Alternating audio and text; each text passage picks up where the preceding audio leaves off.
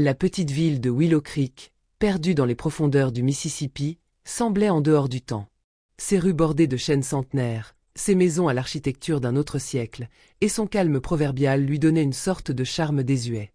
Mais ce matin-là, sous un ciel d'octobre d'un gris perçant, Willow Creek allait devenir le centre de l'attention médiatique, d'une attention qu'elle n'aurait jamais voulu. Le shérif Jack Holden, homme discret et méthodique, n'avait jamais imaginé que sa ville tranquille deviendrait un jour le théâtre d'une telle horreur.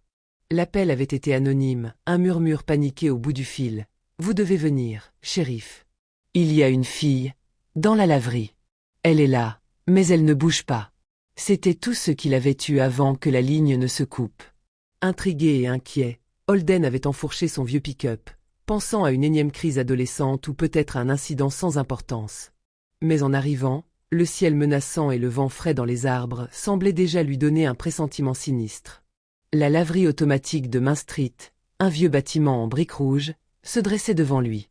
La porte en métal grinça lorsqu'il la poussa, le bruit résonnant dans l'espace vide et froid.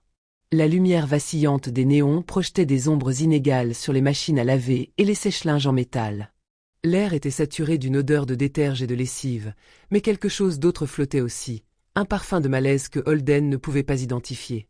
Au fond de la pièce, près des grandes fenêtres poussiéreuses, une silhouette attirait son attention. Une jeune fille noire, ne semblant pas plus âgée que 16 ans, était assise là, immobile, comme une poupée de cire oubliée dans un coin. Ses longs cheveux nattés, d'un noir profond, tombaient en cascade sur ses épaules, trempés de sueur et de poussière. Elle portait une robe blanche, qui jadis avait dû être éclatante, mais qui maintenant était tachée et souillée de terre et de boue. Ses yeux, grands ouverts, fixaient le vide, comme si elle regardait quelque chose que personne d'autre ne pouvait voir. Pas un mot, pas un mouvement. Son regard était figé dans un état étrange, comme une personne prise dans un rêve éveillé, incapable de revenir à la réalité. Le shérif s'approcha prudemment, ses pas résonnant sur le carrelage sale. Un petit sac à dos bleu reposait à ses pieds, soigneusement posé à côté d'elle. Il semblait trop ordonné pour appartenir à quelqu'un qui avait vécu un traumatisme immédiat. À l'intérieur, des vêtements pliés avec soin, des carnets, des papiers. Tout était méticuleusement arrangé, comme si la jeune fille partait pour un voyage lointain, et non pour fuir un danger. Le contraste entre l'ordre de ses affaires et le chaos de la situation était frappant. C'était comme si cette scène entière n'avait pas sa place dans ce monde, comme une dissonance étrange entre l'apparence et la réalité. Mais ce qui troublait le plus le shérif, plus que tout le reste, c'était l'absence totale de réaction de la jeune fille. Il la toucha doucement à l'épaule, sans obtenir la moindre réaction. Aucune crispation, aucun mouvement, aucune parole. Elle restait là, silencieuse et figée, comme une statue vivante. Lorsqu'elle fut transportée d'urgence à l'hôpital, le silence persistait.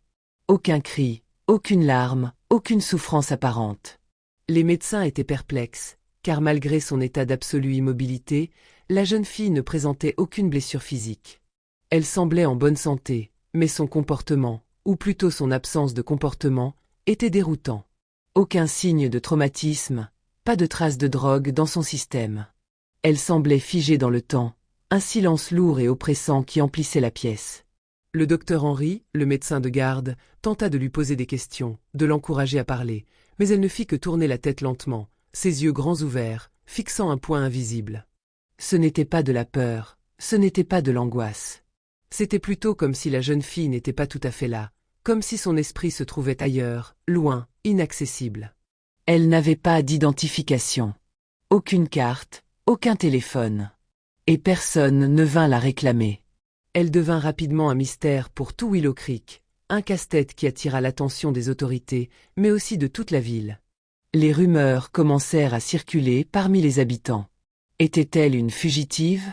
Peut-être une victime d'un crime horrible qui avait été laissée là pour mourir, son esprit brisé par une expérience traumatisante ? Ou bien était-elle quelque chose d'encore plus étrange, de plus mystérieux, peut-être même surnaturel ? Les discussions dans les cafés, les salons et les magasins de la ville étaient enfiévrés. Des murmures dans les rues s'élargirent rapidement à des spéculations sur la possibilité de disparitions similaires dans la région. Plusieurs anciens habitants évoquaient de vieilles histoires de personnes disparues dans les années 1950, jamais retrouvées, mais personne n'osait établir de lien direct. Puis, l'histoire prit un tour inattendu. Une journaliste du Mississippi Herald, Laura McKenna, qui avait couvert des affaires de disparition non résolues dans le passé, retrouva une vieille photo jaunie dans les archives locales. C'était une photo en noir et blanc d'une jeune fille, aux traits semblables à ceux de la mystérieuse inconnue de la laverie. Cette fille s'appelait Eliza Mayfield. Elle avait disparu un soir d'orage en 1957, alors qu'elle rentrait de l'église, et n'avait jamais été retrouvée. Les habitants se souvenaient encore de son visage, son sourire innocent, et des affiches disparues qui ornaient les murs de la ville à l'époque. Mais il y avait un détail qui échappait à la logique. La photo, prise en 1957, montrait une Eliza Mayfield avec des cheveux courts et une robe simple. Si cette jeune fille était bien Eliza, pourquoi avait-elle l'apparence d'une adolescente de 16 ans, des décennies après sa disparition? Et pourquoi ne semblait-elle pas avoir vieilli d'un jour? La question brûlait sur toutes les lèvres. Comment une jeune fille disparue depuis plus de 50 ans pouvait-elle se retrouver dans une laverie en 2023, inchangée par le temps? La ville, et bientôt le pays tout entier, se retrouvaient confrontés à un mystère qu'aucune logique ne semblait pouvoir expliquer. L'affaire n'était plus simplement locale. Elle devint un phénomène médiatique, attirant des journalistes, des détectives privés, des chercheurs en paranormal et même des théoriciens du complot. Le passé de Willow Creek refaisait surface, et les habitants se retrouvaient à jongler entre les vérités de l'histoire et les ombres qui semblaient surgir d'un autre temps. Les recherches sur la disparition d'Eliza Mayfield avaient été classées, l'affaire avait été abandonnée, tout comme tant d'autres dans le sud des États-Unis. Mais aujourd'hui, elle revenait les hanter, d'une manière que personne n'avait jamais pu imaginer. Tandis que la ville de Willow Creek se déchirait sous le poids de la peur, des soupçons et des spéculations grandissantes, l'atmosphère devint lourde et électrique, comme une tempête prête à éclater. Les habitants commençaient à se diviser entre ceux qui croyaient à une simple coïncidence et ceux qui voyaient dans la situation un signe, un présage, une malédiction. Chacun avait une théorie, une version des événements, mais aucun n'avait de réponse. Le mystère d'Eliza Mayfield, une jeune fille disparue depuis plus de 50 ans, semblait défier la logique et la compréhension humaine. Et dans cette brume d'incertitude, un vieux témoin se présenta. Mamie Ruth, une ancienne domestique noire, vivait seule dans une petite maison en bois à l'orée de la ville. Sa peau ridée et ses mains tremblantes témoignaient des années passées à travailler dur sous le soleil du Mississippi. Elle n'était pas une femme qui recherchait la lumière, mais elle savait que son expérience et ses souvenirs étaient essentiels pour résoudre ce mystère. Ce matin-là, elle se rendit courageusement au bureau du shérif, son visage marqué par l'anxiété. Lorsqu'elle s'avança vers le bureau, sa voix tremblait, mais ses yeux, d'un éclat inattendu, étaient remplis d'une vérité qui ne pouvait plus être ignorée. « Je connais cette fille, shérif. » Commença-t-elle, la voix brisée par l'âge et la douleur de ses souvenirs.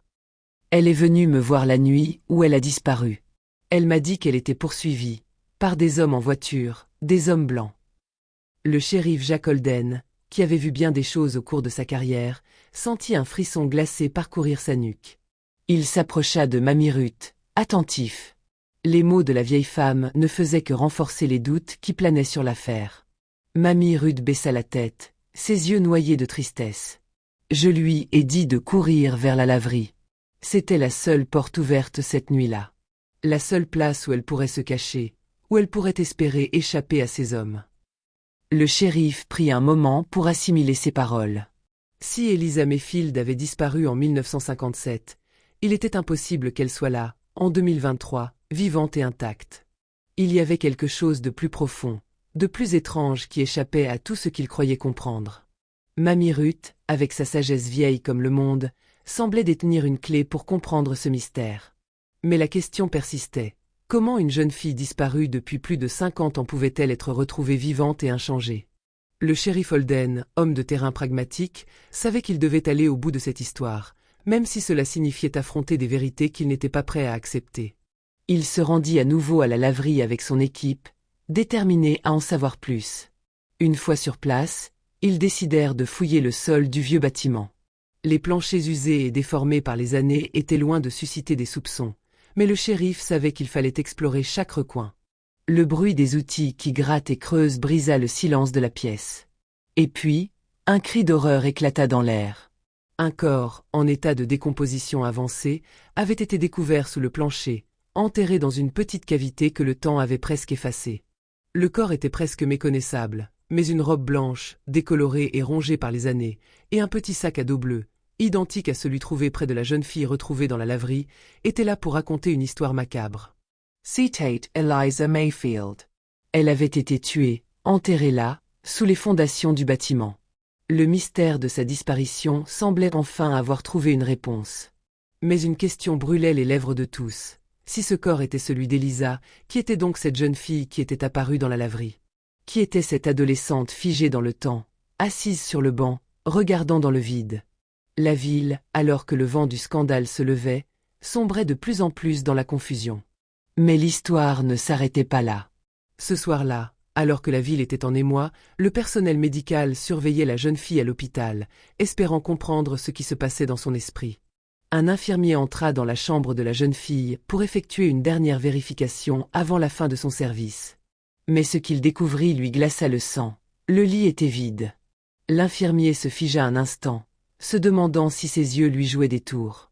Il scruta la pièce, appelant silencieusement son collègue. Mais il n'y avait personne. La jeune fille avait disparu, comme si elle s'était évaporée dans l'air, sans laisser de traces. À sa place, sur l'oreiller, se trouvait un vieux carnet poussiéreux, posé là comme un indice mystérieux. L'infirmier ouvrit le carnet avec précaution, soufflant la poussière accumulée sur les pages.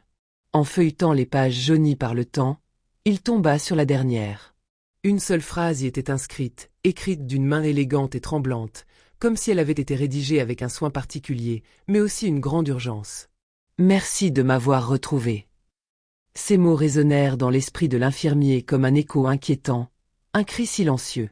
La ville de Willow Creek, déjà assiégée par le mystère, se retrouva désormais face à une question bien plus sinistre et infiniment plus complexe.